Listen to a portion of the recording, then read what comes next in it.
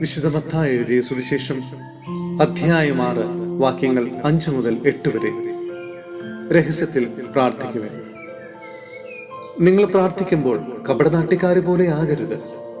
അവർ മറ്റുള്ളവരെ കാണിക്കാൻ വേണ്ടി സിനഗോഗുകളിലും തെരുവീഥികളുടെ കോണുകളിലും നിന്ന് പ്രാർത്ഥിക്കാനാണ് ഇഷ്ടപ്പെടുന്നത്.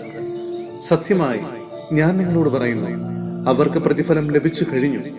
എന്നാൽ നീ പ്രാർത്ഥിക്കുമ്പോൾ നിന്റെ മുറിയിൽ കടന്ന് കതകടച്ച് രഹസ്യമായി നിന്റെ പിതാവിനോട് പ്രാർത്ഥിക്കുക. രഹസ്യങ്ങൾ അറിയുന്ന പിതാവ് നിനക്ക് പ്രതിഫലം നൽകും. പ്രാർത്ഥിക്കുമ്പോൾ വിജാതീയരെ പോലെ നിങ്ങൾ അതിഭാഷണം ചെയ്യരുത്. അതിഭാഷണം വഴി തങ്ങളുടെ പ്രാർത്ഥന കേൾക്കുമെന്ന് അവർ കരുതുന്നു. നിങ്ങൾ അവരെ പോലെ ആകരുത്.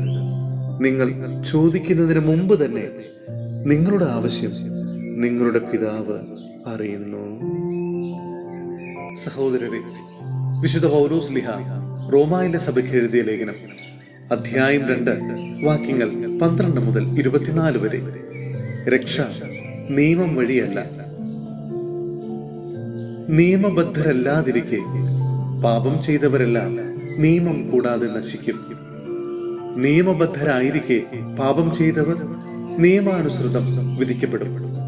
കാരണം നിയമം ശ്രവിക്കുന്നവരല്ല ദൈവസമക്ഷം നീതിമാന്മാർ. നിയമം അനുസരിക്കുന്നവരാണ് നീതീകരിക്കപ്പെടുന്നത്. നിയമം ലഭിച്ചിട്ടില്ലാത്ത വിജാതീയർ നിയമം ആവശ്യപ്പെടുന്ന കാര്യങ്ങൾ സ്വാഭാവികമായി തന്നെ നിറവേറ്റുമ്പോൾ നിയമമില്ലെന്നിരിക്കലും അവർ തങ്ങൾക്ക് തന്നെ ഒരു നിയമമാവുകയാണ് ചെയ്യുന്നത്.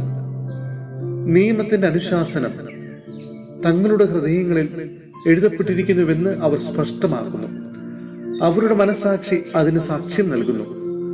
അവരുടെ വൈരുദ്ധ്യമാർന്ന വിചാരങ്ങൾ അവരെ കുറ്റപ്പെടുത്തുകയോ ന്യായീകരിക്കുകയോ ചെയ്യും.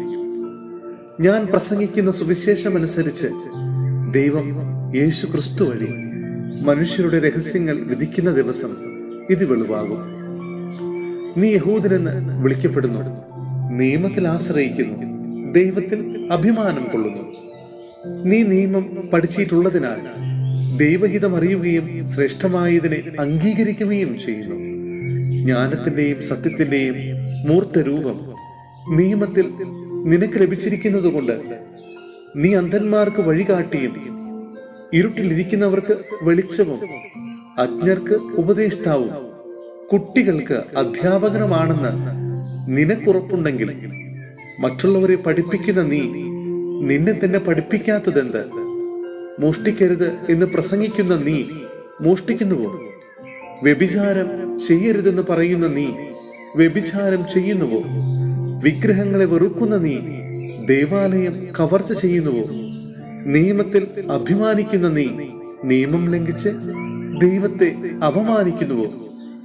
നിങ്ങൾ നിമിത്തം ദൈവത്തിന്റെ നാമം വിജാതീയരുടെ ഇടയിൽ ദുഷിക്കപ്പെടുന്നുവെന്ന് എഴുതിയിരിക്കുന്നുവല്ലോ.